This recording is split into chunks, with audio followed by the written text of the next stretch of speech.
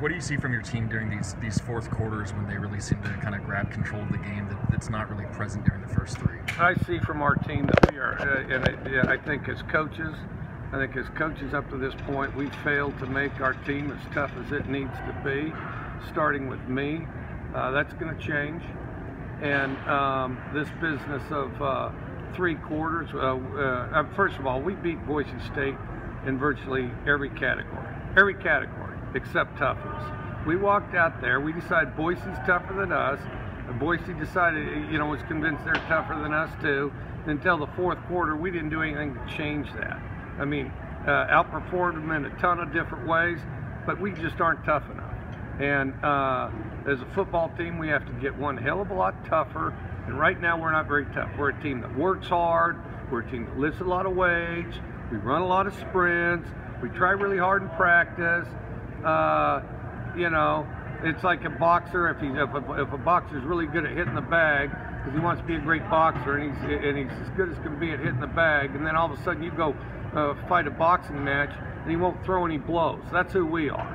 And we have to be a tougher football team, and right now we're not. Right now we got a bunch of good, nice, jolly guys that will work their ass off at times, but as soon as anybody hits them or any adversity, we fold, and we fold. And that's obviously coming, starting with me, from us as coaches. We have to improve that, but the toughness level on our team is pathetic right now. How do you instill that? Well, we're struggling with that, and obviously if you get some suggestions, I'll listen. But I'll be thinking about that all night, and I'll address it tomorrow. And this stuff's got to stop. This business of empowering the other team. Or then all of a sudden something isn't easy for us, and so we're going to wilt. I mean, no, it's ridiculous. We have the ball in this game. We have the ball for 40 minutes, and we scored the number of points we did, which was pitifully low. And then they scored the number that they did, which is higher than it should be for that. I mean, no, we have to be a tough team. We have to embrace the fight. We have to appreciate when we get hit that we have, you have the just the chase of working and battling through something, because there's no great victories without adversity.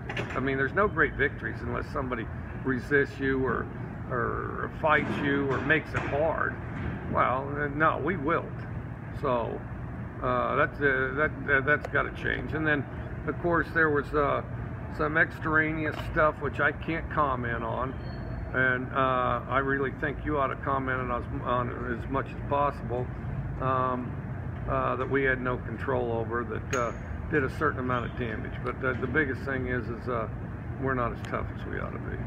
Does the manner in which your team responds really positively to big plays and sort of gets momentum going that way, does that lead you to believe that a lot of players are waiting for someone else to make a big play before they get going? No, I think there's some of that. I just think collectively it's like somehow they think they work hard in the weight room and they work hard in practice, all their work's done. Their work's not done. That just primes you to be in a good position to do it out here during the game. I think we embrace practice more than we do games. Coach, what was the design on the last play of the game? Well, when you're 60 yards out, you try to throw it as far as you can, and then maybe they'll catch it. They might score a touchdown because you don't get any more. What the hell kind of question is that? Here, you don't get to ask any more questions. All right, next question. How do you feel like your defense brought your offense tonight in terms of carrying the offense? I thought they improved. I thought our defense improved. I still think I still think that they're intimidated by Boise State, which there's no excuse for that. Was it your idea to have Coach Lynch on the sidelines for this game? No, his. Do you think it worked better that way? I know you guys. It seemed like he rallied him through spots that,